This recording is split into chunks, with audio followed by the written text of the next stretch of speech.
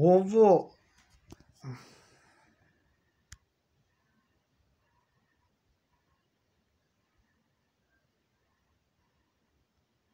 znači mogu ovo da podešavam svetlost i to. Šta mogu da kažem ovo? Nema to veze nikakve s fudbalom, ne interesuje me da će da pobedi Empoli ili će da pobedi, pošto je to utakmica večeri, Empoli Cremonese. Da li će da pobedi? Znači, pobeda, čovek, znači, nema nerešeno. Znači, ili je pobeda ili je poraz.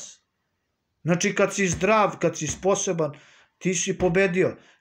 Kad si izgubio, ako sam izgubio pola glave, 6 zuba i trolom i 6 zuba, znači ja sam izgubio bitku.